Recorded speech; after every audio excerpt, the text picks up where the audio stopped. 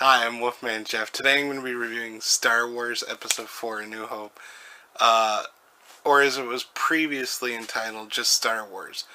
Lucasfilm changed the title to Star Wars Episode 4 A New Hope years after its release, after Empire Strikes Back came out, to kind of indicate the place that this movie had in George Lucas's intended Star Wars saga.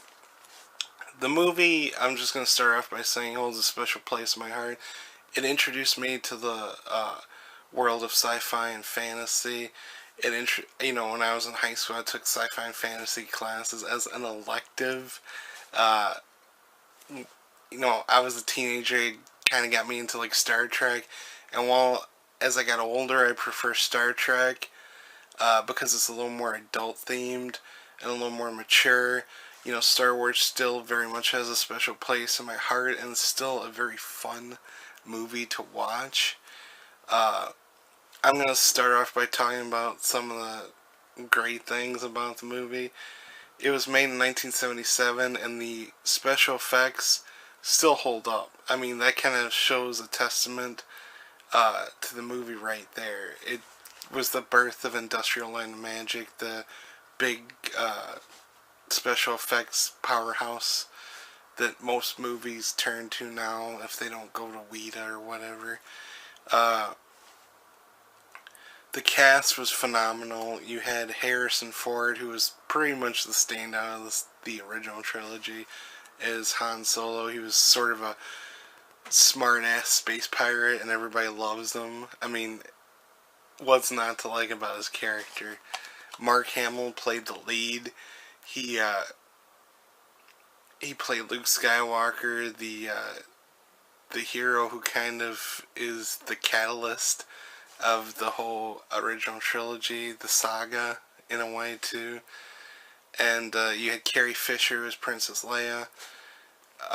Another kind of standout, even though he wasn't physically there, was James Earl Jones as the voice of Darth Vader. He was very menacing, and even though he didn't physically play him, we all know, Darth Vader, his menacing persona, mainly because of James Earl Jones' powerful voice.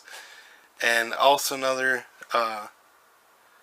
very important actor to mention is Sir Alex Guinness, who was phenomenal as Obi-Wan Kenobi, Luke Skywalker's mentor. Um, another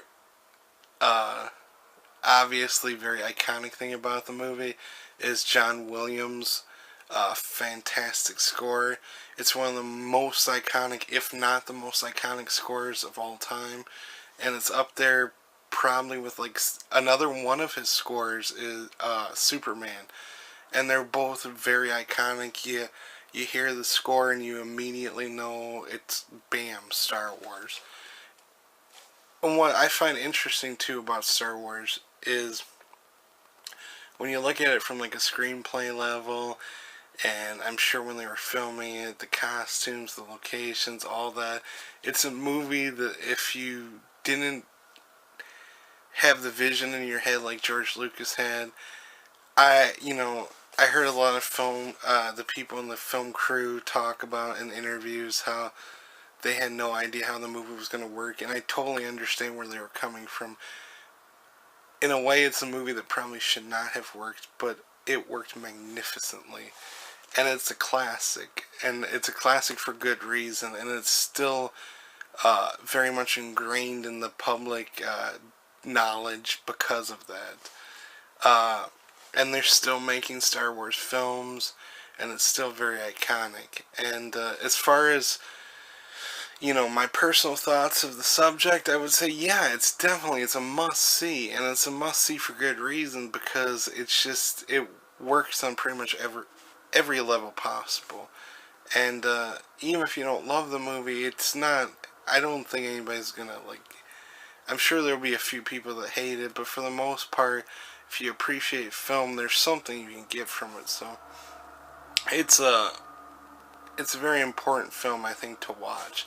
And I know most people have, but yeah, I mean, if you haven't though, Star Wars, or Star Wars Episode 4 A New Hope as it's called now, it's definitely a must-see. So, not that I have to pull most people's arms to see it, but if you haven't, check it out. I'm Wolfman Jeff. Thank you very much for watching my review. You mean the world to me. Thank you.